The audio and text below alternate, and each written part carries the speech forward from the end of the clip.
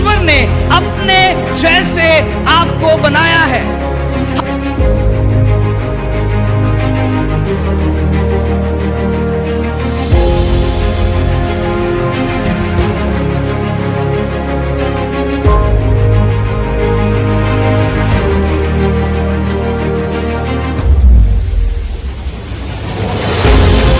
कैसर का है वो कैसर को दिया जाए, और जो परमेश्वर का है वो परमेश्वर को दिया जाए।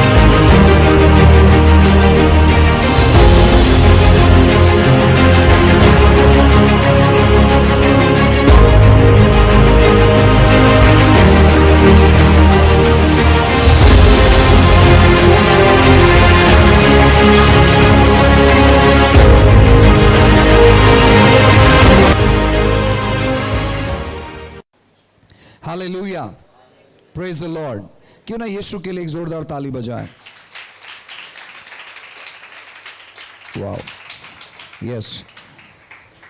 सो अगर आप एक अद्भुत जीवन इस पृथ्वी पर बिताना चाहते हैं जिसके द्वारा परमेश्वर की नाम की महिमा होनी चाहिए, या फिर एक बेदारी, एक संजीवन, एक रिवाइवल अगर आप अपने जीवन में अनुभव करना चाहते हैं, आपके जीवन के द्वारा आप परमेश्वर की सेवकाई करना चाहते हैं, आप देखना चाहते हैं अद्भुत बातें जहां पर आप प्रार्थना करेंगे और लोगों के जीवन में चिन्ह चमत्कार होंगे, आप प्रार्थना करेंगे और लोगों के परिवार में बदलाव होगा, तो कुछ चीजें हमारे जीवन में होना बहुत जरूरी है।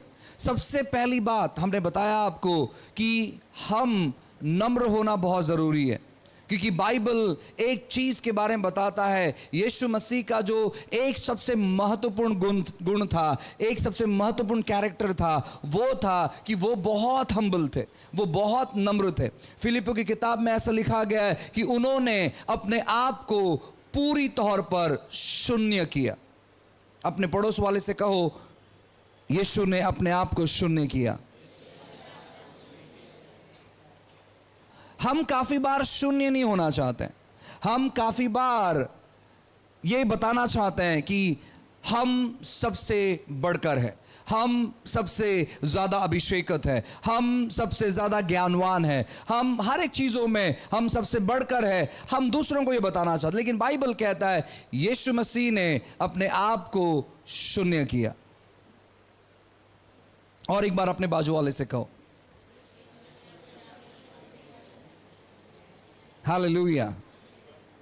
सो जितना ज्यादा आप नम्र होंगे उतना ही ज्यादा परमेश्वर आपके निकट रहेगा। बाइबल कहता है कि वो नम्र लोगों के साथ रहना पसंद करता है, वो नम्र लोगों को ऊंचाई पर लेकर जाता है और घमंडियों का वो तिरस्कार करता है, घमंडियों को वो नीचे गिरा देता है। जो भी व्यक्ति अपने हृदय में घमंड लेकर चलता है वो व्यक्ति बहुत ही जल्दी नीचे गिरने पर है, लेकिन जो व्यक्ति अपने आप को नम्र करता है परमेश्वर उसको ऊपर उठाने पर है। और जितना ज़्यादा हम ऊपर उठते हैं उतना ज़्यादा हमें नम्र होना बहुत बहुत बहुत ज़रूरी है।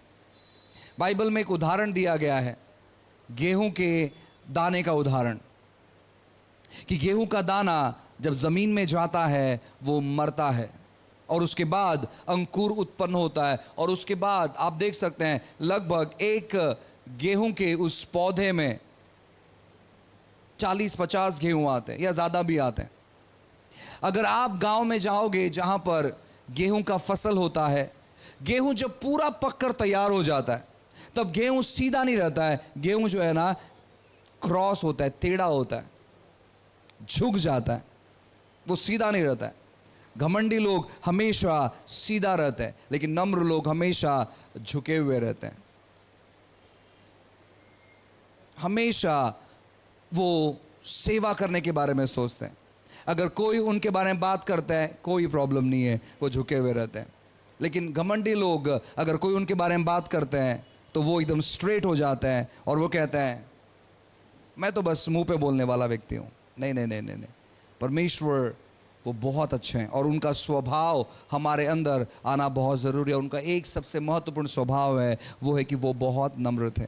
जब आप नम्र बनते हैं, दूसरा दिन हमने देखा कि परमेश्वर क्या करते हैं, अपने स्वर्गीय बुद्धि को आपके ऊपर खोलते हैं और जो व्यक्ति परमेश्वर के बुद्धि में काम करता है, जो व्यक्ति स्वर्ग की बुद्धि में काम करता है, वो व्यक्ति तीसरे दिन हमने कहा कि अभिषेकित होता है।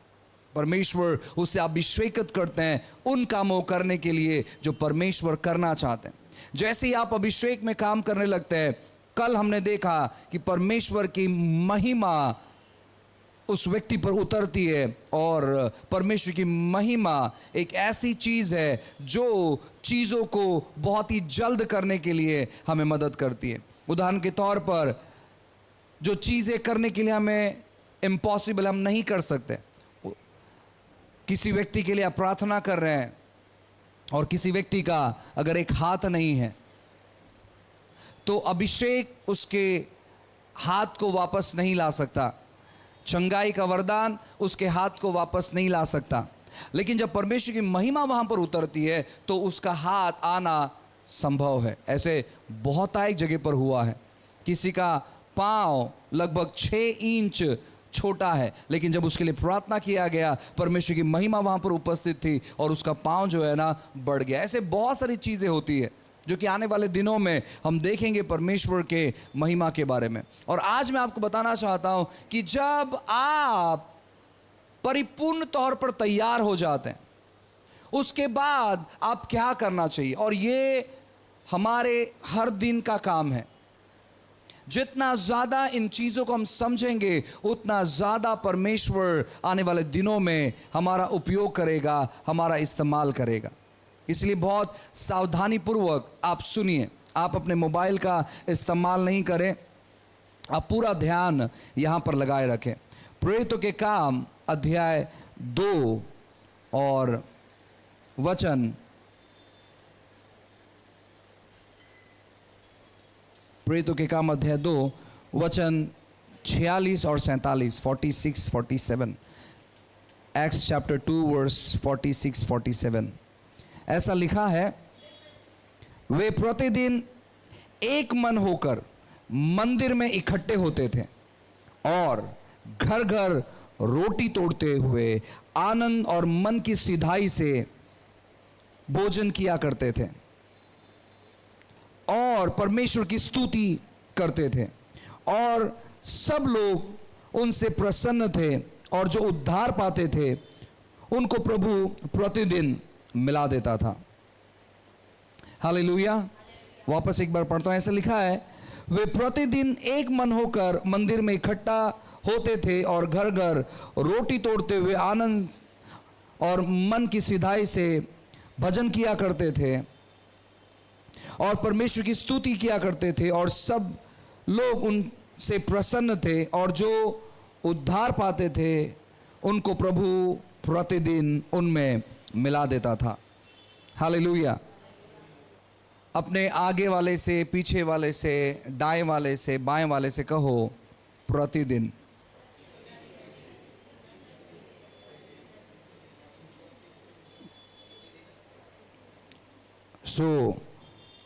आपने 4 बार कहा,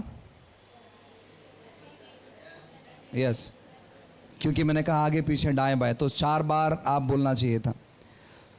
प्रतिदिन जो चीज़ हम करते हैं ये बहुत महत्वपूर्ण है, क्योंकि वही चीज़ें हमें अपने जीवन में आगे लेकर जाता है।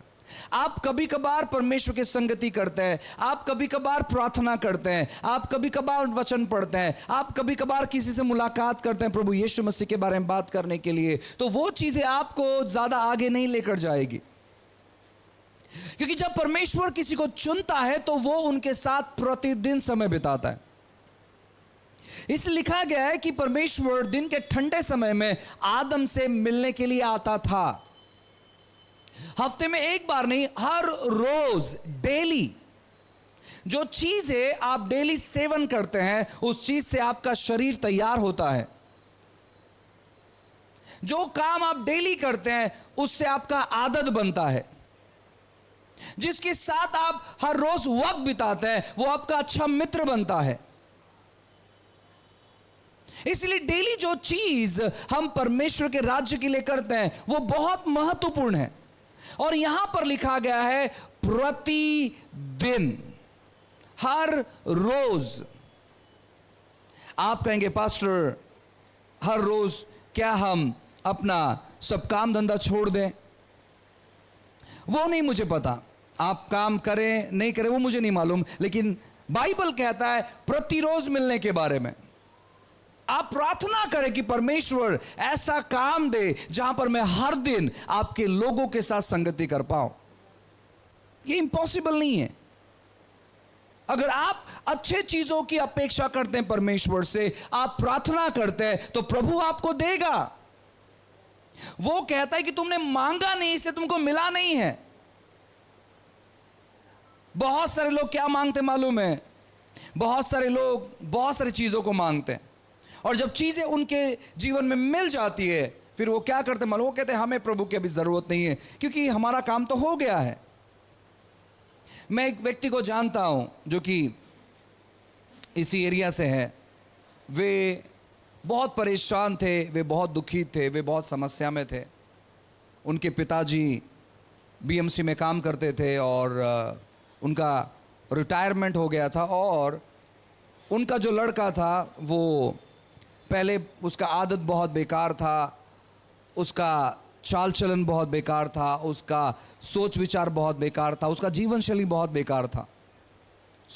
किसी ने तो उन्हें चर्च में लेकर आए और वहाँ पर परमेश्वर ने उनके जीवन में काम किया, और वो दिन एक से ही प्रार्थना करने लगे कि मुझे सरकारी नौकरी चाहिए। तो लगभग 2-3 महीना जब बीत गया, वो लगातार तौर पर प्रार्थना में आते, वो लगातार तौर पर सभाओं में आते, वो लगातार तौर पर घर कलीसिया में आते, और हर रोज़ कहीं ना कहीं जहाँ जहाँ हमारी प्रार्थना चलती वो वहाँ पर दूर दूर तक वो प्रार्थना में आते हैं। लगभग 3 महीने के बाद उन्हें बीएमसी का नौकरी लग गया। जब बीएमसी का नौकरी लग गया तो उन्होंने धीरे धीरे कर संगति करना बंद कर दिया, और फिर वो हफ्ते में एक बार प्रार्थना सभा में आने लगे। हमने उनसे कहा कि क्या हो गया? उन्होंने कहा नहीं पास्टर, थोड़ा सा बिजी हूँ मैं।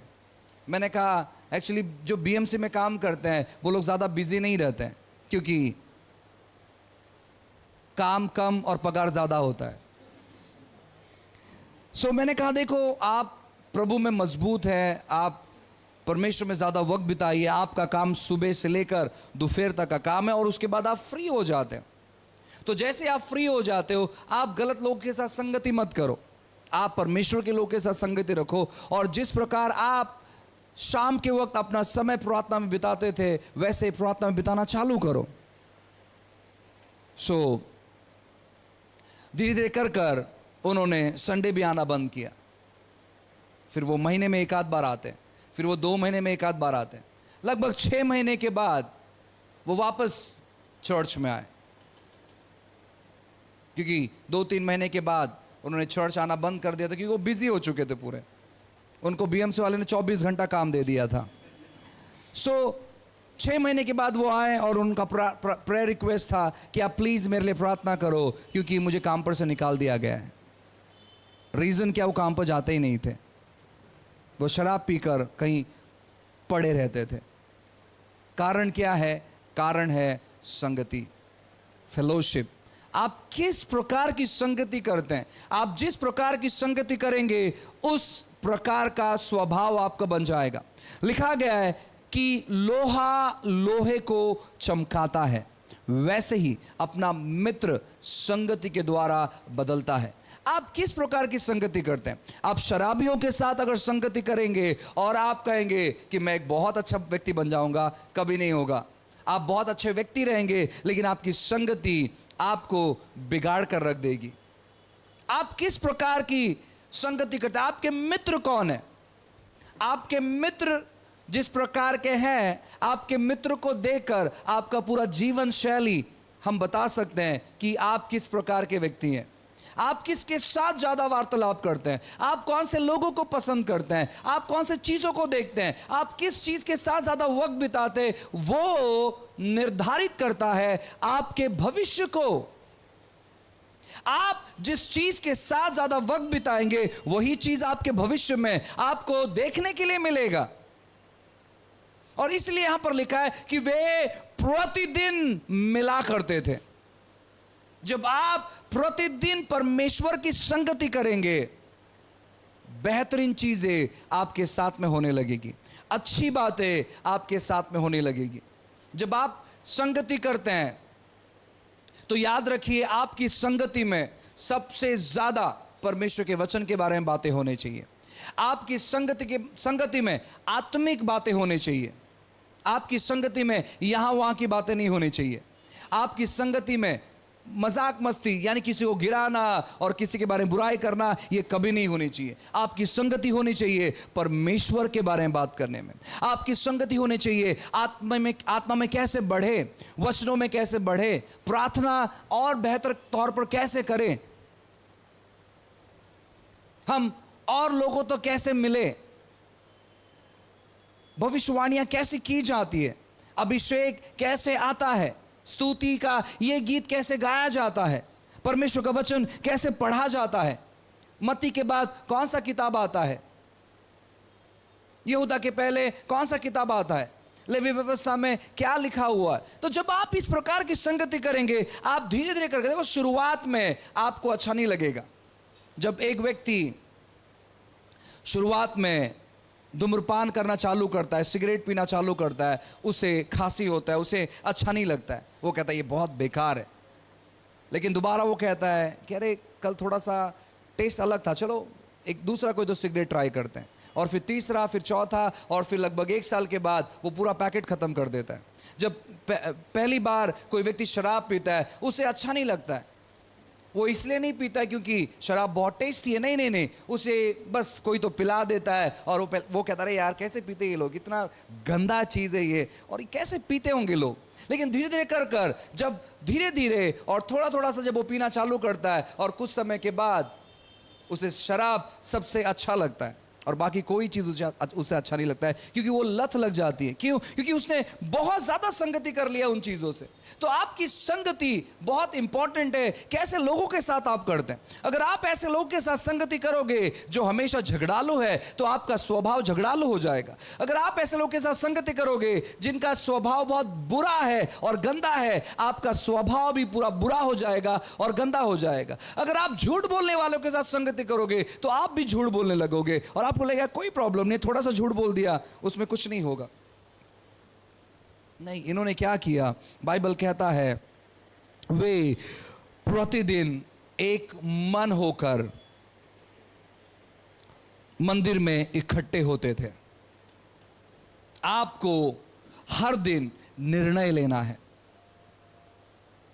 दूसरा, यहां पर लिखा है कि वे प्रतिदिन एक मन होकर, ये सबसे महत्वपूर्ण है। कहो एक मन। काफी बार हमारा मन एक नहीं होता है, या फिर मैं ये कहना चाहूंगा एक आत्मा में एकता, एक धारणा। क्यों हम मिले हुए हैं? प्रार्थना करने के लिए। क्यों हम इकट्ठे हुए हैं? प्रभु के वचन को पढ़ने के लिए। क्यों हम इकट्ठे हुए हैं? मध्यस्थी करने के लिए। क्यों हम इकट्ठे हुए हैं? स्तुति करने के लिए। क्यों हम इकट्ठे हुए हैं? परमेश्वर के वचन को याद करने के लिए। क्यों हम इकट्ठे हुए हैं? उपवास करने के लिए। आपको एक मन होना बहुत जरूरी है। आप जो भी चीज प्रतिदिन करोगे, आपको एक मन होकर उन चीजों करना है। लेकिन समस्या क्या होती है? जब हम निर्णय लेते हैं प्रतिदिन इकट्ठे होने का, और वहां पर क्या होता है? वहां पर हमारे मन में बहुत सारे सोच विचार चलते हैं। उदाहरण के तौर पर, सब चीज़ मैं ही करना चाहिए, मैं ही प्रचार करना चाहिए, और मैं ही प्रार्थना करना चाहिए, मैं ही आराधना करना चाहिए, और मैं किसी को आगे बढ़ने नहीं दूंगा, मैं अकेला आगे बढ़ूंगा। काफ़ी बार हम इन बातों को समझ नहीं पाते, काफ़ी बार हम इन चीज़ों को समझ नहीं पाते। यहां पर लिखा है कि वे प्रतिदिन एक मन होकर, अगर आप परमेश्वर में आगे बढ़ना चाहते हैं, प्रभु की अद्भुत बातों को देखना चाहते हैं, तो आपको एक मन होना बहुत जरूरी है। ऐसे लोगों के साथ संगति करो जो एक मन के हैं। इसे लिखा गया है कि जहां 2 लोग एक मन होकर प्रार्थना करेंगे, तो स्वर्ग से परमेश्वर उनकी प्रार्थना को सुनेगा। बहुत जरूरी है इन दिनों में, क्योंकि आज लोगों का मन एक नहीं है। आज लोग एक होकर कुछ करना नहीं चाहते हैं। आज लोग अलग होकर कुछ करना चाहते हैं, यानी मैं अकेला सब कुछ कर सकता हूं। परमेश्वर ने अकेले चीजों करने के लिए नहीं बुलाया है। यीशु मसीह उद्धारकर्ता, सृष्टिकर्ता, जिन्होंने सूर्य को बनाया है, जिन्होंने चंद्रमा को बनाया है, जिन्होंने सितारों को बनाया है, जब वो पृथ्वी पर आए, जब उन्होंने सेवा करने का ठाना, 30 साल के उम्र में उन्होंने क्या किया? उन्होंने अपनी सेवकाई शुरुआत की और 12 लोगों को चुना। वो अकेले सब कुछ कर सकते थे, सब कुछ कर सकते थे। आज परिवारों में समस्या क्यों है? कलीसियाओं में समस्या क्यों है? दोस्तों में समस्या क्यों है? क्योंकि 5 में से 2 अलग रहते हैं और 3 अलग रहते हैं। और जहां पर फूट होता है वो परिवार कभी आशीषित नहीं हो सकता। जहां 2 मन होता है वहां पर परमेश्वर अपने आशीष को उंडेल नहीं सकता। तो हमें एक मन होना बहुत जरूरी है। एक मन होकर चीजों को करना बहुत जरूरी है। एक मन होकर हर रोज मिलना बहुत जरूरी है। जब आप एक मन होकर हर रोज मिलते हैं वहां पर अद्भुत चीजें होती है। उसके आगे लिखा गया है, वे मंदिर में इकट्ठे होते हैं। आपको एक जगह आना बहुत जरूरी है। हर दिन एक मन होकर वे मंदिर में इकट्ठे होते थे। और मंदिर में इकट्ठे होने के बाद मुझे नहीं लगता है कि वो यहां वहां की बातें करते होंगे। मंदिर में इकट्ठे होने के बाद वे परमेश्वर की आत्मिक बातों में वे अपने आप को मग्न रखते थे। आज बहुत सारे लोगों को प्रार्थना करना, प्रभु के वचन को पढ़ना, मध्यस्थी करना, आराधना करना, स्तुति करना, ये थोड़ा सा बोरिंग चले जाता है। वो कहते हैं कि अरे यार ठीक है, कभी कभार अच्छा लगता है, लेकिन रोज नहीं।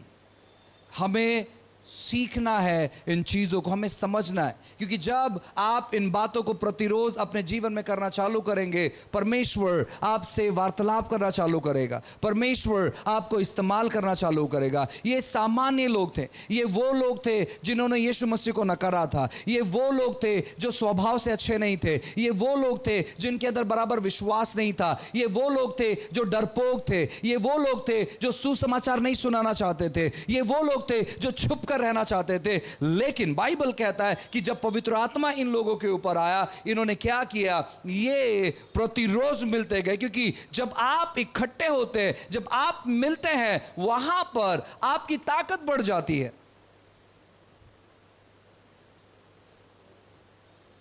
जब आप इकट्ठे होते हैं और आप कहते हो कि मेरे जीवन में बहुत सारी परेशानी चालू है, और जो एक मन के व्यक्ति है, और जब वो आपके लिए प्रार्थना करना चालू करता है, परमेश्वर क्या करता है? उन सारे चीजों से आपको बाहर निकालता है, उन सारी दिक्कतों से आपको बाहर निकालता है, उन सारे उलझन से आपको बाहर निकालता है। आज स्थिति क्या मालूम है क्या? अगर मैं अपनी परेशानी किसी के साथ बांटता हूं तो वो क्या करते मालूम है क्या? वो कहते हैं, ओ मैं यही चाहता था इसके जीवन में यही हो, इसके जीवन में इसी प्रकार की स्थिति हो, इसके जीवन में इसी प्रकार की परिस्थिति हो, इसके जीवन में इसी प्रकार का हालात हो। मैं प्रार्थना तो कर दूंगा थोड़ा सा, लेकिन मैं मन में बहुत खुश हूं, क्योंकि मैं ऐसे इस व्यक्ति को देखना चाहता था। आज लोग हमारे उन्नति को नहीं देखना चाहते, आज लोग देखना चाहते कि हम नीचे गिरे हुए हैं। समस्या क्या है? एक मन नहीं होने के कारण। हमें क्या करना है? हमें विचार करना है, हमें सोचना है, हमें इसके लिए प्रार्थना करना है, इसके लिए मध्यस्थी करना है कि परमेश्वर, हम हर रोज एक मन होकर आपके मंदिर में इकट्ठा होना चाहते हैं। जहां भी 2 लोग एक होते हैं, मिलते हैं, प्रार्थना करते हैं, वहां पर परमेश्वर की कलीसिया है, वही प्रभु की कलीसिया है। चौथी बात यहां पर लिखा गया है, और वे घर घर रोटियां तोड़ते। वे घर घर रोटियां तोड़ते, वे साथ में खाना खाते थे। प्रभु भोज भी लेते थे, लेकिन साथ में मिलकर खाना खाते थे। हमारे जो मुंबई के लोग हैं, मैं आपसे कहूं, वो बहुत कंजूस है। आप लोग बहुत अच्छे हैं, मैं आप लोग की बात नहीं कर रहा हूं। मैं ऐसे काफ़ी सारे लोगों को जानता हूं, जब आप किसी घर में जाएंगे तो वो पूछेंगे चाय पियेंगे क्या आप? यहां तक कि पानी के बारे में पूछते हैं, आप पानी पियोगे क्या? मैं आपसे कहना चाहता हूं, यहां पर लिखा है कि वे प्रतिदिन मिलते और वे रोटियां तोड़ते थे, वे एक साथ मिलकर वे खाना खाते थे। जब आप किसी के साथ खाना खाते हो, वो एक बहुत अच्छा चिन्ह है, क्योंकि आप उसके साथ संगति करते हैं। आपको किसी घर पे खाना खाने नहीं जाना है, आप संगति करते, लेकिन वो जो खाने का जो समय ये दर्शाता है कि वो लंबे समय तक संगति कर रहे हैं। क्योंकि अगर आप किसी घर पर गए और आपने आधा घंटा बस टाइम स्पेंड किया और वो नहीं कहे खाना खाओ, लेकिन आप अगर लंबे समय तक संगति कर रहे हैं, आप शाम 5 बजे या 6 बजे आप वहाँ पर गए और रात 10 बजे 11 बजे तक अगर आप संगति कर रहे हैं, तो वो ये नहीं कहेंगे अरे ठीक है आप चाय पी के चले जाओ। नहीं, वो क्या करते हैं, नहीं आपने बहुत अच्छी संगति की, सो हम चाहते हैं कि आप हमारे साथ रोटी तोड़े, आप हमारे साथ खाना खाएं। हम ऐसे लोग हैं जो दूसरे के यहाँ पर जाकर खाना खाना पसंद करते हैं, लेकिन अपना खाना खिलाना पसंद नहीं करते हैं। बहुत सारे लोग हैं। मैं वापस कहता हूँ, मैं आपके बारे में बात नहीं कर रहा हूँ। और अगर आपको लगता है कि आपके बारे में बात कर रहा हूँ, तो शायद फिर ये आपके बारे में ही है, तो अपने स्वभाव को बदलो। अगर आप दूसरे के यहाँ पर खाना खा रहे हैं, ज़रूरी है कि आप अपने घर में लोगों को न्योता दें। इसलिए नहीं कि खाना खाए, न्योता इसलिए दे ताकि आप समय बिता पाओ परमेश्वर के बारे में बात करने के लिए। जिस घर में प्रार्थना नहीं होता है, खास करके फैमिली प्रेयर, एक साथ मिलकर जिस घर में प्रार्थना नहीं होता है, वहां पर शत्रु काम करता है, क्योंकि परमेश्वर को वहां पर आज़ादी नहीं है आने के लिए। नहीं पास्टर, हम परिवार में 8 जन हैं, बट 2 जन विश्वासी है और बाकी के लोग विश्वासी नहीं है। मैं आपसे कहना चाहता हूं ना, शायद आप काम नहीं कर रहे हैं आपके उद्धार पर। बाइबल का वचन कभी झूठा नहीं हो सकता। उसने कहा कि मैं तेरा और तेरे घराने का उद्धार करूंगा। तो आपके घराने का उद्धार होना ही चाहिए, क्योंकि वचन कहता है। और अगर नहीं हो रहा है तो आप सबसे बड़ा कारण है, आप सबसे बड़ा कारण है, क्योंकि वो आपकी तरफ देखकर बदलाव महसूस ही नहीं कर रहे हैं। वो आपकी तरफ देखकर कुछ चेंजेस महसूस ही नहीं कर रहे। वो कहता है पहले भी ये झूठ बोलता था, अभी भी झूठ बोलता है। पहले ये गाली देता था, अभी भी गाली देता है। पहले ये मारपीट करता, अभी भी अभी मारपीट करता है। हाँ, बस खाली चढ़ जाने लगा है, बाकी सब तो सेम है। सो क्यों हम जाएं? वो बदलाव महसूस नहीं करते और उसी की वजह से वो निर्णय नहीं लेते। आपके जीवन को देखकर वो बदलाव महसूस करना चाहिए। कुछ चीजों में मसीह होने की वजह से हम सहभागी नहीं हो सकते, और आपको यह बोलना है कि क्यों आप सहभागी नहीं हो सकते। एक दिन एक व्यक्ति मेरे पास आए, जो कि मैं एक गांव में था, एक जगह पर हम सेवा करने के लिए गए थे और वो नए लोग थे। तो कुछ शायद हमारी गाड़ी या कुछ तो थी। उन्होंने कहा कि क्या आप आपकी गाड़ी के सामने ये नारियल फोड़ सकते हैं? सो मैंने कहा इससे क्या होगा। उनको पता नहीं कि नारियल क्यों फोड़ते हैं। लोगों को मालूम नहीं है क्या है।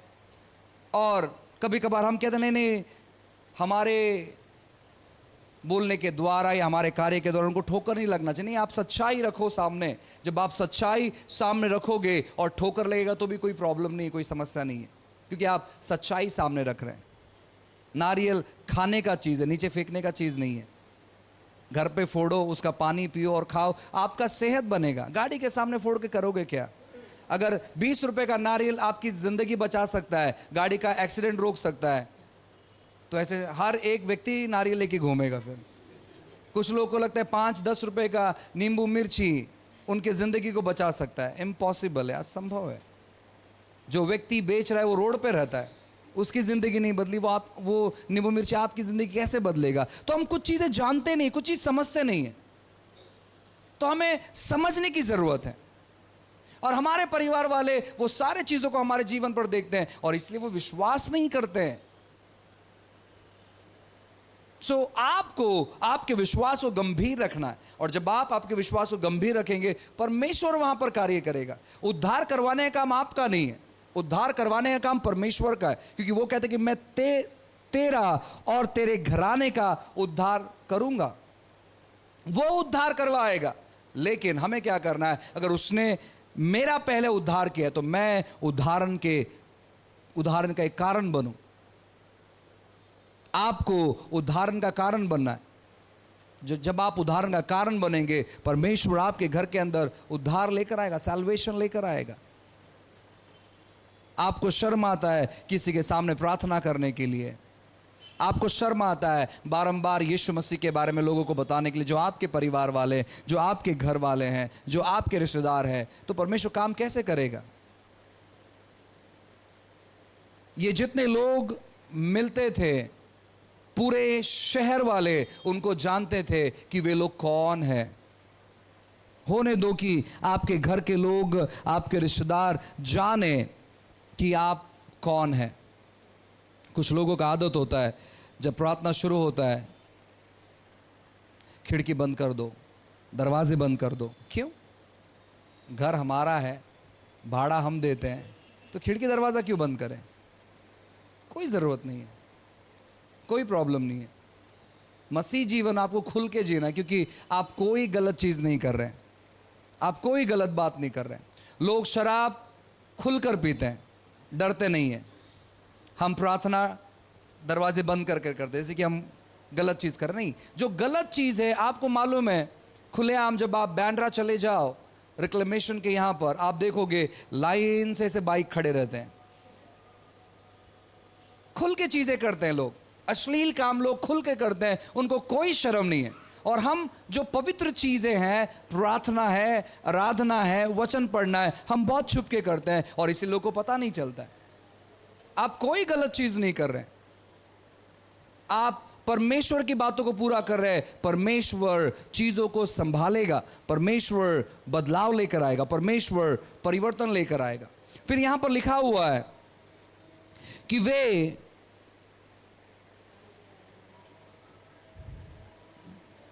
स्तुति करते थे और सब लोग प्रसन्न थे। अपना वक्त बिताओ परमेश्वर की आराधना करने में, क्योंकि आराधना एक बहुत सामर्थ्यशाली चीज़ है। जब आप आराधना करते हैं, ऐसे कई सारे जगहों पर लिखा गया कि जब लोगों ने आराधना करना शुरू किया, परमेश्वर ने वहाँ पर काम करना शुरू किया, क्योंकि आराधना दर्शाता है आपके विश्वास को। जो व्यक्ति आराधना करता है अपनी बेकार स्थिति, परिस्थिति और हालातों में, उसका हृदय विश्वास से भरा हुआ है। जो व्यक्ति आराधना नहीं करता है, वो व्यक्ति विश्वास नहीं करता है और वो अपनी स्थिति में पड़ा होता है। बहुत परेशानी है और बहुत दिक्कती है और बहुत उलझन है। मैंने आपको कल बताया पौलुस और सिलास के बारे में। अगर पौलुस और सिलास जैसे अगर एक भी बेत हमें लग जाता तो हम 100 सवाल करते हैं। क्या फ़ायदा हुआ यीशु पर विश्वास कर कर? क्या फ़ायदा हुआ बपतिस्मा लेकर? क्या फ़ायदा हुआ प्रार्थना सभा में जाकर? क्या फ़ायदा हुआ बाइबल पढ़कर? कुछ फ़ायदा नहीं है इसमें, सब बेकार है। हम काफ़ी सारा चीज़ कहते हैं, लेकिन पौलुस और सिलास ने क्या किया मालूम है क्या? जब उनके शरीर से खून बह रहा था, शरीर के हर जगह से खून बह रहा था, क्योंकि उनको बहुत पीटा गया था, वैसी हालातों में भी वे क्या कर रहे हैं मालूम है क्या? वे आराधना कर रहे हैं, वे स्तुति कर रहे हैं, वे परमेश्वर की बड़ाई कर रहे हैं। वे कह रहे थे कि परमेश्वर, हम जो चीज़ अनुभव कर रहे हैं वो महत्वपूर्ण नहीं है, आप महत्वपूर्ण हैं। जब आप इनके बारे में पढ़ोगे, प्रेरित लोगों के बारे में, तो इनको एक बार और बहुत पीटा गया था, पतरस को और कुछ लोगों को। वो लोग क्या कहते हैं मालूम है क्या?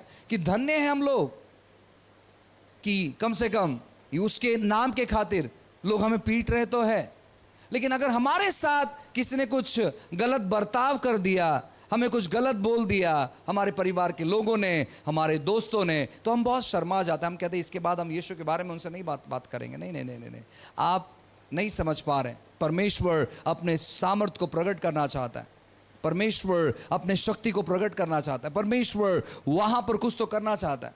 पौलुस और सिलास के जगह पर अगर आप में से, मुझ में से कोई व्यक्ति होता तो हम क्या करते मालूम है क्या? हम कहते हैं हाँ हम आराधना करेंगे, लेकिन बहुत स्लोली। मालूम है क्यों? क्योंकि बाजू वाला बोलेगा इतना मार खाने के बाद भी गधा पागल हो गया, ये क्या फायदा है आराधना कर कर।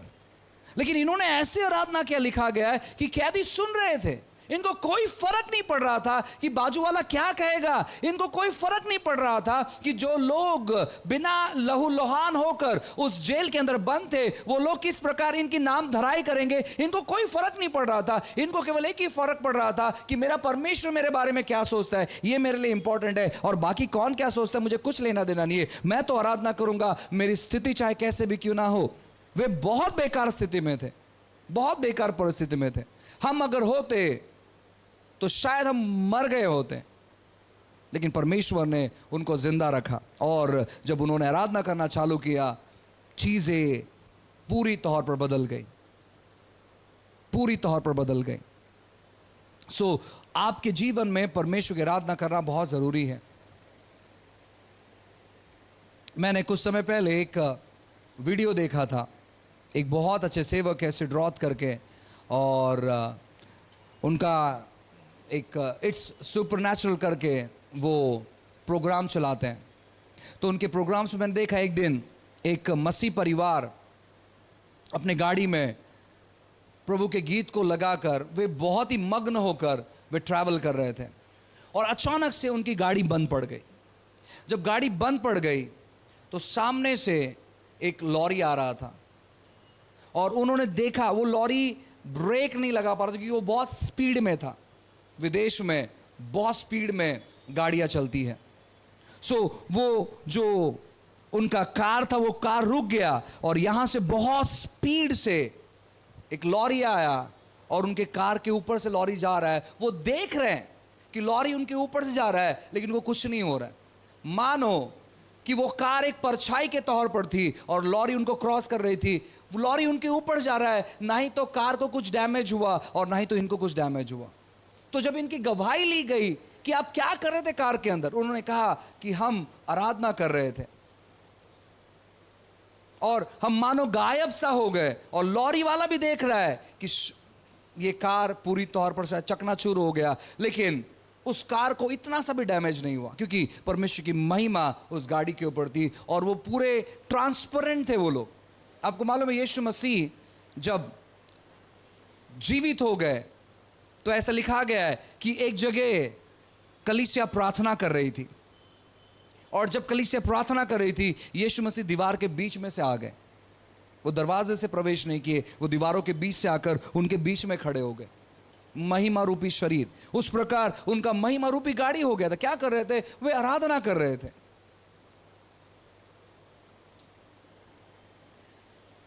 अगर आपका घर है, आपकी गाड़ी है, आप बाइक चला रहे हैं, आपने ईयरफोन लगाया है, और वहां पर अगर आप संसार के गीत बजा रहे हो, भूल जाओ महिमा वहां पर रहेगी। इम्पॉसिबल है। गाड़ी आपको उड़ा कर लेकर चला जाएगा और आप महिमा से महिमा तक चले जाओगे, महिमा से महिमा तक, क्योंकि आप परमेश्वर को मौका ही नहीं दिए उसकी महिमा को उतारने के लिए। लेकिन वो परिवार आराधना कर रहा था और गाड़ी उनका सुरक्षित था और वे भी सुरक्षित थे। सो जब भी आप घर से बाहर निकलते हैं, आदत बनाओ गुनगुनाने का। आज बहुत सारे यंग जनरेशन्स, इवन बहुत सारे बुजुर्ग लोग गुनगुनाते हैं उनके गीतों को। हम मसीह लोगों को भी आदत डालना है। आपका आवाज कैसा है, क्या है, उसका फिक्र मत करो, लेकिन अब जब बाहर निकलते हैं गुनगुनाओ जो गीत आपको बहुत पसंद है। आप गा सकते हैं उन गीतों को, महिमा कर सकते हैं परमेश्वर की। आप गा सकते हैं यीशु मसीह देता खुशी। आप लिफ्ट के अंदर है, 4 लोग अंदर है और आप गुनगुना रहे हैं, करे महिमा उसकी, पैदा हुआ बना इंसान, देखो भगा शैतान। और हो सकता है कोई तो व्यक्ति बहुत निराश होगा, कोई तो परेशानी में होगा, और वो पूछेगा कि आप ये क्या गा रहे थे? एक्चुअली मैं बहुत परेशान हूं। और आप कहोगे यीशु मसीह ही शांति देता है, वो ही उद्धार करता है, वो ही आपको खुशी दे सकता है। आपको मौका मिल जाएगा सुसमाचार सुनाने के लिए। आज के दिन में लोगों की परिस्थिति बहुत बुरी है। आप जब ट्रेन में चढ़ते हैं, आपको मालूम है काफी लोग धक्का मारते हैं और सॉरी भी नहीं कहते। और अगर आप उनको कुछ बोले तो मामला बिगड़ जाता है। सो आपके साथ कभी ऐसा होता, कोई प्रॉब्लम नहीं है, कोई इशू नहीं है, किसी ने धक्का दे दे, कोई प्रॉब्लम नहीं है। आप एक साइड में खड़े हो जाओ और गुनगुनाना चालू करो, पवित्र आत्मा, पवित्र आत्मा। हो सकता है कि परमेश्वर उस व्यक्ति को स्पर्श करे, छुए।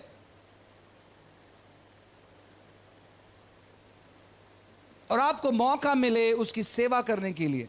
ये लोगों ने वैसे ही किया। लिखा गया है, जब आप प्रेरितों के काम पढ़ोगे, लिखा गया है कि जब इन्होंने यीशु मसीह के बारे में प्रचार करना चालू किया, इनके ऊपर बहुत बड़ा सताव हुआ।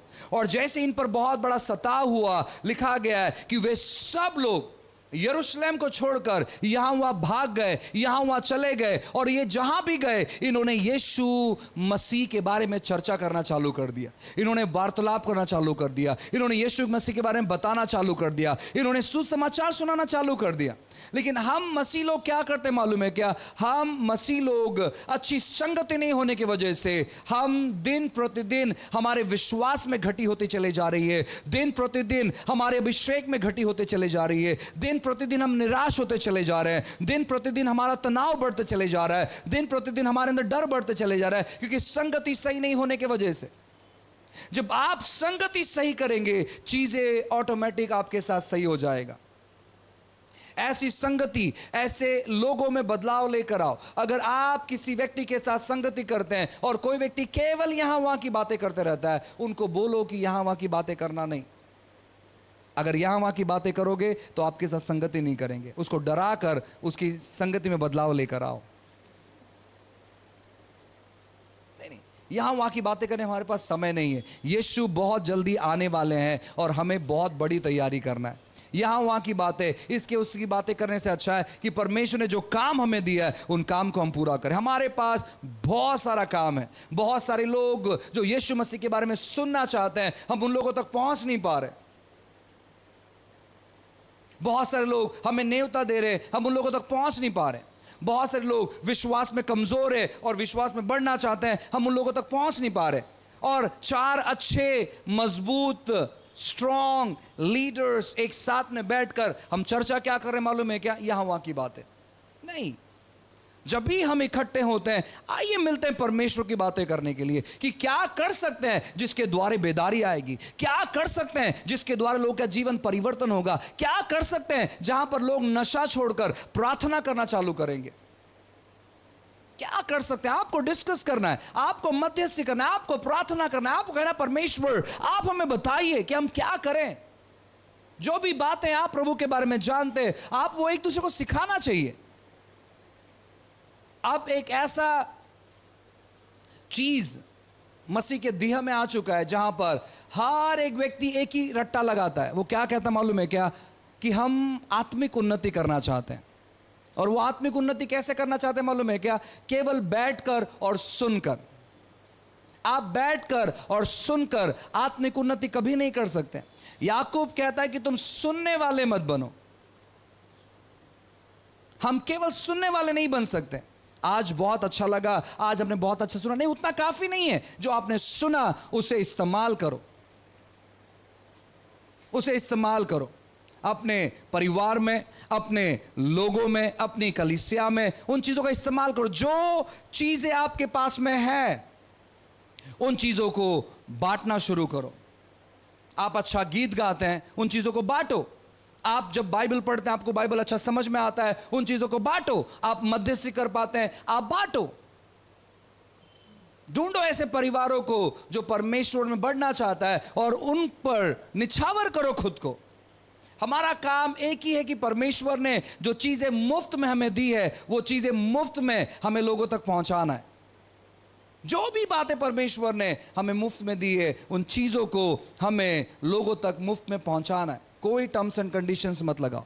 ये क्या करते थे? ये हर रोज़ मिलते थे, ये संगति करते थे, ये एक मन में थे, ये ऐसी संगति करते थे जहां पर ये एक दूसरे के साथ वक्त बिताते थे और एक दूसरे को तैयार करते थे। एक दूसरे को तैयार करने में अपना समय निवेश करो। अगर आप एक दूसरे को तैयार करने में अपना समय निवेश करते हैं, परमेश्वर उस भूख और उस प्यास को देखते हैं। वरदान देने वाला परमेश्वर है, बढ़ोतरी लाने वाला परमेश्वर है, इंक्रीमेंट देने वाला परमेश्वर है, सेहत देने वाला परमेश्वर है, अच्छे संपर्क देने वाला परमेश्वर है, स्टेज देने वाला परमेश्वर है, अद्भुत काम करने वाला परमेश्वर है, हर एक बात करने वाला परमेश्वर है। और हमारा परमेश्वर देखता है कि आप क्या कर रहे हैं और वो उनको प्रतिफल देता है, वो उनको प्रतिफल देता है। अपना समय यहां वहां की बातों में मत बिताओ। अपना समय केवल संदेश सुनने में मत बिताओ। अपना समय किसी दूसरे को नीचे गिराने में मत बिताओ। अपना समय केवल दूसरे चीज़ों को केवल सुनने में मत बिताओ, लेकिन अपने आप को तैयार करो। आपको क्या करना है मालूम है क्या? आपको अपने लिए एक नोटबुक खरीदना है और उसमें लिखना है कि 2023 ख़त्म होते होते, अब ऑलमोस्ट 5 महीना ख़त्म हो चुका है, ऑलमोस्ट 4.5 महीना ख़त्म हो गया है। हमारे पास लगभग 7 महीना या 6.5 महीना, 7.5 महीना हमारे पास है। 4.5 महीना ख़त्म हो चुका है। अब ये 7.5 महीने में आप क्या परिवर्तन देखना चाहते? शुरुआत करो कि मैं एक अच्छा बाइबल पढ़ने वाला व्यक्ति बनना चाहता हूँ। मैं इस तौर पर बाइबल पढ़ूंगा जहाँ पर मुझे समझ में आएगा। मैं एक अच्छा प्रार्थना करने वाला व्यक्ति बनना चाहता हूँ, जो लगातार तौर पर प्रार्थना करेगा। मैं हर हफ्ते में एक बार मैं फास्टिंग करूँगा मध्यस्थी करने के लिए। मैं ये 7.5 महीने में मैं लगभग 10 परिवार लोगों के पास पहुँचूँगा। मैं 5 लोगों को तैयार करूंगा। आप लिखो वहाँ पर, उसके लिए प्रार्थना करो और वो जो दर्शन है उसके प्रति काम करना चालू करो। हम क्या करते मालूम है क्या? जो चीज़ परमेश्वर हमारे द्वारा करना चाहते हैं हमें वो पता ही नहीं है। हबाकुक की किताब में लिखा गया है कि दर्शन की बातों को आप साफ साफ लिख लें। और हम क्या करते मालूम है क्या? हमारा दर्शन हमारे मन में रहता है, हमारा दर्शन हवा में रहता है, हमारे पास कोई विजन नहीं, हमारे पास कोई दर्शन नहीं है। और इसी की वजह से हम बस भटक रहे हैं और ये सोचते हुए कि हम आत्मिक उन्नति कर रहे हैं। हम आत्मिक उन्नति नहीं कर रहे हैं। अगर हम आत्मिक उन्नति करते हैं तो हमारे साथ हम दूसरों की उन्नति करवाते हैं। केवल सभाओं को अटेंड करने के द्वारा आत्मिक उन्नति नहीं होती है। केवल सेवकों का संदेश सुनने के द्वारा आत्मिक उन्नति नहीं होती है। अगर आप आत्मिक उन्नति करना चाहते हैं तो आपको उन चीज़ों को करना पड़ेगा। आपको लोगों तक पहुंचना पड़ेगा, लोगों को काउंसिल करना पड़ेगा, आपको प्रार्थना करना पड़ेगा, आपको मध्यस्थी करना पड़ेगा, आपको वचनों को पढ़ना पड़ेगा, आपको लोगों को प्रिपेयर करना पड़ेगा, आपको लोगों को सिखाना पड़ेगा। और उसी तौर पर आपकी आत्मिक उन्नति होगी। उसी तौर पर आप आगे बढ़ सकते हैं, उसी तौर पर अच्छी चीज़ों को देख सकते हैं। जो नए लोग हैं, मैं आपको बताना चाहता हूँ ना, केवल संडे चर्च में आकर आप अच्छी बातों को नहीं देख सकते। आपको हर दिन मुलाकात करना है, कुछ समय के लिए, जितना भी आपको आता है। आपके परिवार के साथ बैठना है, परमेश्वर के वचनों को पढ़ना है, एक अध्याय को पढ़ना है, प्रार्थना करना है, जितना भी प्रार्थना आपको आता है। प्रार्थना कोई तकनीक नहीं है जो आप सिस्टमैटिक करना चाहिए। अगर आप सिस्टमैटिक नहीं करोगे तो शॉर्ट सर्किट हो जाएगा। ऐसा प्रार्थना नहीं है। प्रार्थना बहुत सिंपल है। यीशु मसीह के नाम से इस प्रार्थना को हम मांगते हैं। ये इम्पॉर्टेंट भाग है। और जो भी आपको प्रार्थना में आपको बोलना है, आपके परिवार के बारे में, आपके सेहत के बारे में, आपके उन्नति के बारे में, आपके घर के बारे में, आपके बच्चों के बारे में, आपके पति के बारे में, आपके पत्नी के बारे में, आप उन चीज़ों को प्रार्थना में मांगे।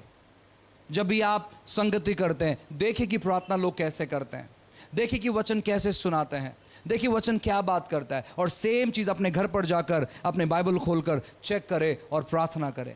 प्रभु हम धन्यवाद देते हैं आज के दिन के लिए। प्रभु आज आपने हमें अच्छा रखा, हम धन्यवाद देते। प्रभु मुझे मदद कर आपके वचन को समझने के लिए, जब मैं वचन पढ़ूं पवित्र आत्मा मुझे सहायता कर, यीशु मसीह के नाम से आमीन। और जब आप ऐसी चीज़ों को करते हैं, परमेश्वर क्या करता है, उस भूख प्यास को देखता है। और फिर ऐसा लिखा गया आखिर में, और जो उद्धार पाते थे उनको प्रभु प्रतिदिन उनमें मिला देता था। जब आप संगति करना चालू करेंगे, जब आप प्रार्थना करना चालू करेंगे, जब आप सुसमाचार बांटना चालू करेंगे, जब आप स्तुति आराधना करना चालू करेंगे, लोगों का उद्धार अपने आप होने लगेगा और परमेश्वर लाके मिलाएगा। लोग नहीं, परमेश्वर लाके मुलाकात करेगा।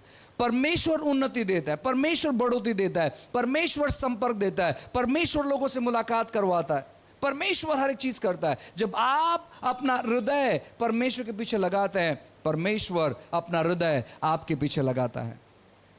जब आप ये चीज कर रहे होंगे तो हो सकता है तकलीफें आएंगी, हो सकता है परेशानियां आएंगी, हो सकता है दिक्कतें होगी, हो सकता है समस्याएं होगी, हो सकता है कि यहां वहां की बहुत सारी बातें होगी। उनके बीच में आपको स्थिर रहना है।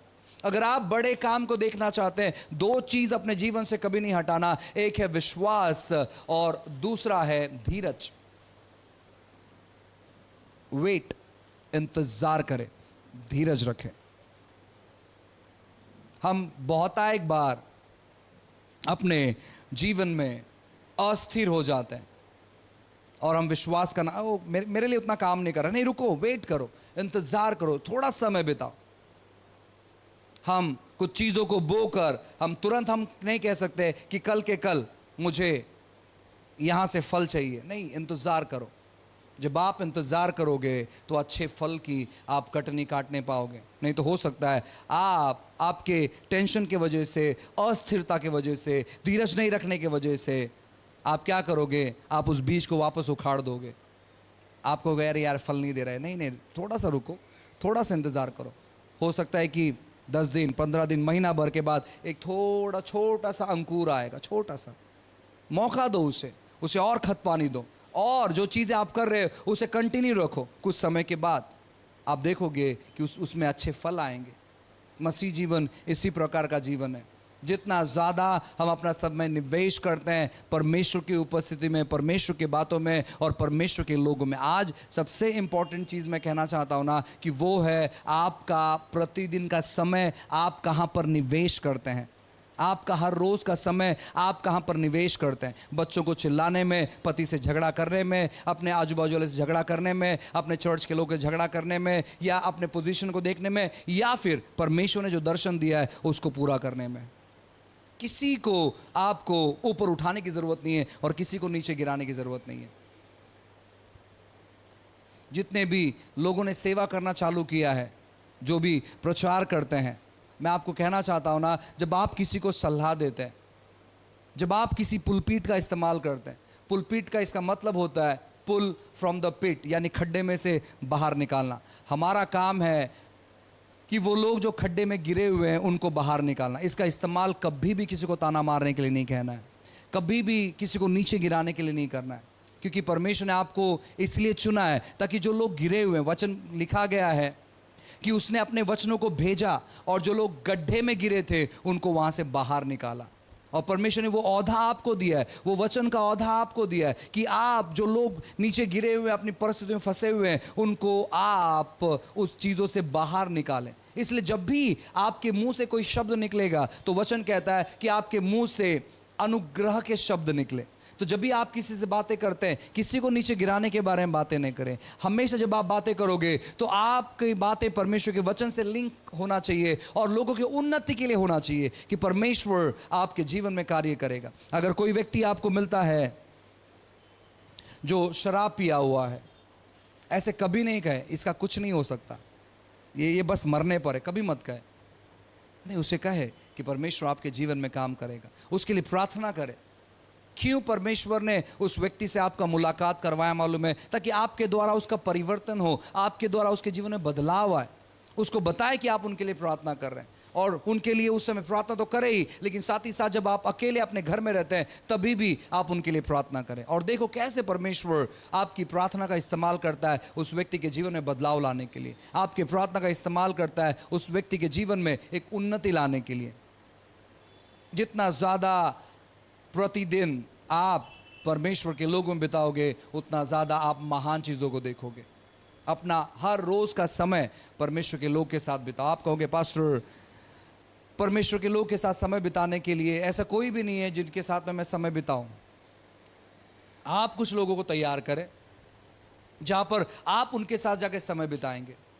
मैं इंतज़ार नहीं करता हूं किसी का कि कोई मेरे साथ में आकर समय बिताए। मैं क्या करता हूं, मैं चुनता हूं कि मुझे इनके साथ जाकर समय बिताना है।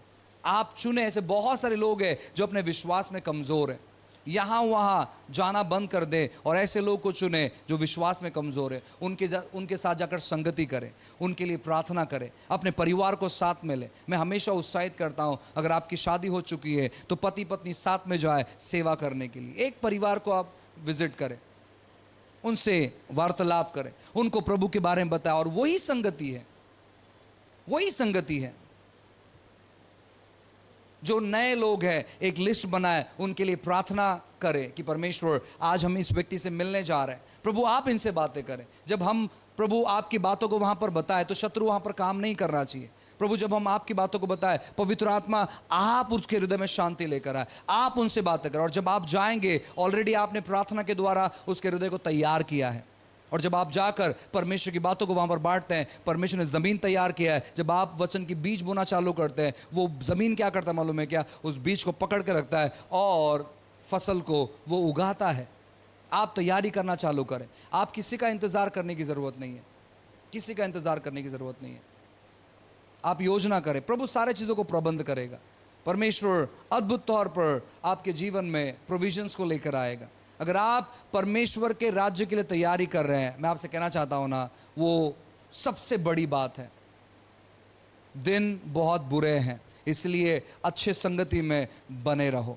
और अगर आपको लगता है कि सच में परमेश्वर ने आपके जीवन में परिवर्तन लाया है, तो केवल दूसरे के यहाँ पर संगति करने मत जाओ कि कोई आपको सिखाए, लेकिन आप ऐसे लोग के पास जाओ जहाँ पर कोई उनका मार्गदर्शन करने वाला नहीं है। अब इन दिनों में फ़ोन का इस्तेमाल करिए लोगों से वार्तालाप करने के लिए। कम से कम दिन में एक व्यक्ति को फ़ोन करें जिनका आप मार्गदर्शन करें। कम से कम एक व्यक्ति को, एक दिन में एक व्यक्ति को आप कॉल करें और पूछें उनके हालचाल को कि वो कैसे हैं, उनके जीवन में क्या चल रहा है। अगर आपको लगता है कि वो दुखित है, उनसे आकर मुलाकात करें और देखो परमेश्वर आपका इस्तेमाल कैसे करेगा। आपके 2 विश्वास भरे शब्द किसी की ज़िंदगी को बदल के रख सकते हैं। आपका मुस्कुराहट किसी की ज़िंदगी को बदल के रख सकता है। आज लोग बहुत तनाव में है, निराश में है, परेशानी में है, लेकिन जब आप प्रार्थना पूर्वक किसी के पास जाते हैं और उनके हाथों को पकड़ कर कहते हैं, ब्रदर चिंता मत करो, परमेश्वर सब कुछ ठीक करेगा आपके जीवन में, प्रभु भला है, परमेश्वर कृपा आपके ऊपर है। और प्रभु के वचन को अगर आप उनके जीवन पर बांटते हैं, वो व्यक्ति कुछ समय के बाद, मैं आपसे कहना चाहता हूँ ना, वैसा नहीं रहेगा जैसे आपने उससे मुलाकात किया था। वो बदला हुआ है, क्योंकि परमेश्वर उसके जीवन में काम करेंगे। लेकिन हम लोग क्या करते हैं मालूम है क्या? हम इतना बिजी हो जाते हैं, हम कहते हैं हमारे पास समय नहीं है, हम कहते हैं कि हम बहुत व्यस्त हैं, हम कहते हैं कि देखते हैं, कल देखते हैं, परसों देखते हैं। तब तक बहुत देर हो जाती है, तब तक वो व्यक्ति शायद एरिया छोड़कर चले जाता है, शायद गांव चले जाता है, कहीं दूसरे के पर शिफ्ट हो जाता है, या उसका फ़ोन बंद हो जाता है। ऐसे बहुत सारी बातें हो जाती है। हर दिन की संगति के लिए योजना करो कि आप प्रतिदिन संगति करेंगे, हर रोज़ संगति करेंगे, हर रोज़ लोगों से मुलाकात। कम से कम एक परिवार को जो प्रभु के बारे में नहीं जानता है, ऐसे परिवारों से मुलाकात करो। देखो, जो लोग प्रभु के बारे में जानते हैं, अच्छी बात है, हम मुलाकात करते हैं, साथ में समय बिताते हैं, अच्छी बात है। लेकिन उससे भी अच्छी बात क्या मालूम है क्या? जो लोग प्रभु को नहीं जानते हैं, आप वहाँ पर जा रहे हैं, उनके साथ समय बिताते हैं और उनको प्रभु के बारे में बताते हैं। आपके पास ढेर सारा लिस्ट होगा। आज काफ़ी सारे लोग हैं जो कहीं प्रार्थना में नहीं जाते हैं। आज काफ़ी सारे लोग हैं जो विश्वास से भटक गए। आज काफ़ी सारे लोग हैं जिनको मार्गदर्शन करने के लिए कोई नहीं है। आज ऐसे बहुत सारे लोग हैं। एक एक परिवार से मुलाकात करें। हफ्ते में कम से कम 5 परिवार से आप मुलाकात कर सकते हैं, उनको उत्साहित कर सकते हैं, उन्हें प्रोत्साहित कर सकते हैं, उन्हें प्रभु के राज्य के बारे में बता सकते हैं। और वहीं पर परमेश्वर आपका इस्तेमाल करना चालू करेगा। वहीं पर जो वरदान आपके अंदर भरे हुए हैं परमेश्वर वहाँ पर उपयोग करना चालू करेगा। परमेश्वर आपको बताएगा कि कौन से कामों के लिए उन्होंने आपको बुलाया है। यही हमारा इन दिनों का सेवा है। जब हम ये सिंपल और बेसिक चीज़ जब हम करेंगे, अद्भुत चीज़ें होने लगेगी। आपको मालूम है यहाँ पर इस प्रति रोज़ ये इसमें कौन है? इसमें पतरस भी है। पतरस केवल 3000 लोगों में प्रचार कर कर बड़ा प्रचारक नहीं बन गए। मुझे प्रचार करने के लिए अगर आपको इनवाइट करो 3000 लोग होने चाहिए, तभी मैं आऊँगा, नहीं तो मैं नहीं आऊँगा। नहीं, उन्होंने प्रचार किया, 3000 लोगों ने उद्धार पाया और फिर वो घर कलीसिया में चले गया। वो गया घर पे मुलाकात करने के लिए। उसने अपने आप को एक बड़ा टाइटल नहीं दिया, अब मैं प्रेरित हूँ और मैं किसी घर पर नहीं जा सकता क्योंकि मैं नहीं, उसने कहा कि मेरा काम ही है लोग घर पर जाकर लोगों को सुसमाचार सुनाना, और ये घर में मिलते रहे। आप भी घर में मिलते रहे और देखो परमेश्वर कैसे लोगों के जीवन में काम करना चालू करेगा। चमत्कार केवल बड़े स्टेज से नहीं होता है, चमत्कार घर के अंदर होता है। यीशु मसीह ने काफ़ी बड़े बड़े चमत्कार किए। आपको मालूम है 4 लोगों ने एक लकवे के रोगी को उसके खटिया पर उठाकर लाया था। चमत्कार कहाँ पर हुआ? घर के अंदर हुआ, बड़ी भीड़ में नहीं। चमत्कार कहाँ पर हुआ? अस्पताल में हुआ। 38 साल का जो व्यक्ति था, जो 38 साल से अपने बिस्तर पर लेटा, वो कहाँ पर लेटा था? वो अस्पताल था। वहाँ पर सारे बीमार लोग वहाँ पर रहते थे और वो ऐसा अस्पताल था कि जहाँ पर कोई बीमार ठीक नहीं होता था तो लास्ट में उस अस्पताल में लोग जाकर छोड़ देते थे। वहीं पर ये 38 साल का व्यक्ति था। यीशु मसीह वहाँ पर गए और उस व्यक्ति को चंगा किया।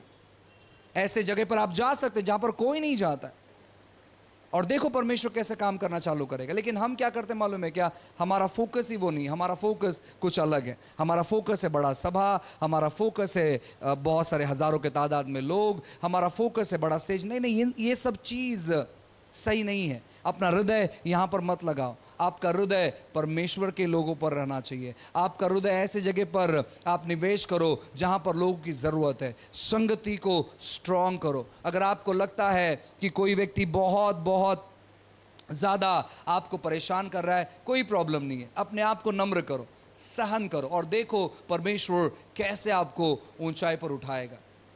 एक आखिरी चीज़ कहकर फिर हम प्रार्थना करेंगे। आज से लगभग 15-16 साल पहले, क्योंकि वहीं से मेरी शुरुआत हुई, मैं एक संगति में गया जहाँ पर मैं सीखना चाहता था परमेश्वर के वचनों को, क्योंकि उस समय मेरे अंदर भूख प्यास बहुत ज़्यादा था परमेश्वर के वचनों को सीखने के लिए, और बाइबल क्या है मुझे समझ में नहीं आता था। सो मैं एक संगति में गया और वहाँ पर एक व्यक्ति था जो कि बहुत अच्छा लिखा पढ़ा था और बाइबल के बारे में बहुत जानते थे। वे लगभग 4 से 5 साल उन्होंने बाइबल कॉलेज कंप्लीट किया था, आज से 15 साल पहले। सो मुझे लगा कि उसने 5 साल बाइबल कॉलेज किया, 4 साल बाइबल कॉलेज किया है, उसके पास कितना अच्छा ज्ञान रहेगा और कितना चीज़ मुझे सीखने के लिए मिलेगा। सो मैंने अपने आप को वहाँ पर समर्पित किया और मैंने कहा कि मुझे सीखना है बाइबल। और फिर एक सुबह, क्योंकि मैं वहीं पर रहा करता था, एक सुबह मतलब लगभग 2-3 दिन के बाद उन्होंने मुझे उठाया और कहा साफ़ सफाई करना चालू करो। सो मैंने सोचा शायद साफ़ सफाई करने के बाद वो ये कहेंगे कि चलो हम प्रार्थना करते हैं और आपको बाइबल के बारे में सिखाते। तो मैंने बहुत जल्दी, जितना जल्दी हो सके, मैंने वहाँ सब चीज़ का मैंने साफ़ सफाई किया। मैंने झाड़ू मारा, मैंने पोछा लगाया, टॉयलेट था, मैंने टॉयलेट साफ़ किया और सब चीज़ चकाचक मैंने किया। और वो व्यक्ति वहाँ पर आराम कर रहे। तो मैं उनके पास गया बाइबल लेकर और मैंने कहा कि सारा काम ख़त्म हो गया, क्या आप सिखा सकते हैं? उन्होंने मेरा कॉलर पकड़ा और कहा कि मैं जब आराम कर रहा था तो तूने क्यों उठाया यहाँ पर आके? सो मुझे बहुत रोना आया। मैंने कहा यार मैं यहाँ पर सीखने के लिए आया हूँ और ये व्यक्ति सब काम करवा कर ले रहा है और कुछ सिखा रहा नहीं है, और इसने तो कुछ भी काम नहीं किया, थका कैसे? काम तो सारा मैंने किया है। सो मैंने अपने सीनियर पास्टर को फ़ोन किया। मैंने कहा, अब मुझे लगा शायद मैं अगर उनको फ़ोन करता हूँ तो वो कहेंगे ठीक है कोई प्रॉब्लम नहीं है, मैं उनसे बात करता हूँ। उन्होंने मुझसे कहा वो जो बोल रहा है उसका चुपचाप सुन। सो मुझे और दुख हुआ। मैंने कहा यार करूँ क्या करूँ अब मैंने कहा ठीक है मैं कुछ नहीं कर सकता रोने के अलावा। तो मैं लगभग आधा पौना घंटा में रोया और मैं वापस जाकर बैठ गया चुपचाप। और लगभग 8 साल उसी जगह पर मैं था और मैं सीखता चले गया। एक दिन ऐसा है जहां पर उन्होंने कहा कि ये वक्त आपका आ गया। परमेश्वर ने उनके हृदय से बातें किया और कहा कि आपका वक्त आ गया जहां पर आप सेवकाई करो। उन्होंने मुझे बहुत अच्छे से ब्लेस किया। उन्होंने कहा कि आप प्रभु के राज्य को आगे बढ़ाओ और हम चाहते हैं कि आप सेवकाई करो। और फिर उसके बाद से मैंने देखा कि परमेश्वर ने हमारी सेवा को किस प्रकार ब्लेस किया। अगर मैं उसी समय ये कहता, अरे यार इसने मेरा कॉलर पकड़ा, ये तो इतने अच्छे विश्वासी है, इसने बाइबल कॉलेज किया, ये व्यक्ति तो हाथ उठाना चालू कर दिया, अब मैं इसके साथ में नहीं रहूँगा, तो शायद मैं बहुत बड़ी गलती कर लेता। मैंने क्या किया, मैंने शांत किया खुद को। मैंने कहा कोई प्रॉब्लम नहीं है, मेरे पास कोई चारा नहीं है, मुझे सीखना है। अब मैं शांतपूर्वक यहाँ पर मैं सीखूँगा। मैं आपसे कहना चाहता हूँ प्रियो, अपना स्वभाव वैसे मत बनाए। जितना ज़्यादा परमेश्वर आपको ऊपर लेकर जाता है, कोई भी व्यक्ति आपको मिलता है जो प्रभु के बारे में सीखना चाहता है, उन लोगों के साथ समय बिताए। इन दिनों में मालूम है हमारे बारे में अच्छा सोचने वाले लोग बहुत कम हैं, और जब लोग हमारे बारे में अच्छा सोचते हैं, ऐसे लोगों को, एक भी व्यक्ति को हमारे जीवन से हमें गंवाना नहीं है। अगर कोई भी व्यक्ति आपके बारे में अच्छा सोचता है, उस व्यक्ति को आपको कभी नहीं गंवाना है, क्योंकि अच्छे सोचने वाले लोग बहुत कम हैं। इसलिए जब आप लोगों के साथ समय बिताओगे, आपको पता चलेगा लोग कैसे हैं। लोगों का मिस्टेक जब आपके सामने आएगा, आज होता क्या मालूम है, किसी का अगर शादी हो जाता है, ऑलमोस्ट 90 से 95% ऐसे केसेस हैं। शादी होने के बाद बहू घर पर जाती है और कुछ समय तक वो बहू और सास वो बहुत अच्छे रहते हैं, लेकिन कुछ समय के बाद में वो सास जो है वो अत्याचार करने लगती है बहू पर कि तू बराबर से लादी नहीं पोंछती है, और तू बराबर से खाना नहीं पकाती है, और तू बराबर से कपड़े नहीं धोती है, और वगैरह वगैरह दुनिया भर की चीज़ें। और फिर इन दोनों में झगड़े होने लगते हैं, और जैसे झगड़े होने लगते हैं, फिर ये जो नई नवेली बहू है, ये अपने पति को कहती है अलग रहना रहो, नहीं तो मैं जा रही हूँ मेरे माँ के घर पे, क्योंकि आपकी माँ बहुत सताती है। एक्चुअली यहाँ पर समस्या क्या मालूम है, यहाँ पर समस्या ये है कि वो जो सास है उसके साथ भी ऐसे ही अत्याचार हुआ था। अब वो क्या करती है, वो सारा चीज़ों को याद रखती है और कहती है कि बहू के साथ ऐसे ही व्यवहार करना चाहिए, लेकिन आप गलत कर रहे हैं। अगर उसने मिस्टेक किया तो आपको उसको सिखाना है, ताड़ना देते हुए नहीं, लेकिन प्यार से। लेकिन वो जब आपके उम्र की हो जाएगी, हो सकता है कि आप 50 साल के हैं, आप 45 साल के हैं, और आपकी जो बहू आई है वो 20 साल की है, 22 साल की है, 25 साल की है। आपके उम्र में आने के लिए उसको 20 साल लगेंगे। आप जिस प्रकार आज काम कर रहे हैं, 20 साल पहले आप वैसे काम नहीं करते थे। आपसे बहुत मिस्टेक हो जाता था, आपसे बहुत गलतियां हो जाती थी। तो 20 साल के बाद आज आप परफेक्ट हो सकते हैं, आज परफेक्ट है, तो उसको भी 20 साल का टाइम दो। 20 साल के बाद आप जिस प्रकार 45 साल की उम्र में थे, वही चीज़ आप उनसे अपेक्षा कर सकते हैं। 45 साल का अनुभव उनके 25 साल में आप अनुभव नहीं कर सकते। इसलिए जब वो कुछ गलती करे, उसे बोले कोई प्रॉब्लम नहीं, चलता है, कोई इश्यूज नहीं है, धीरे धीरे करके आप सीख जाओगे। उनको डांटने के बजाय उनको आप समझाए। लेकिन लोग ऐसे नहीं करते, लोगों को अच्छा नहीं लगता है, लोग डांटना चालू करते हैं। मेरा लड़का है इसलिए इसको झेल रहा है, नहीं तो दूसरा होता कभी का भगा दिया होता। नहीं नहीं नहीं नहीं, ये बोलने का तरीका नहीं है।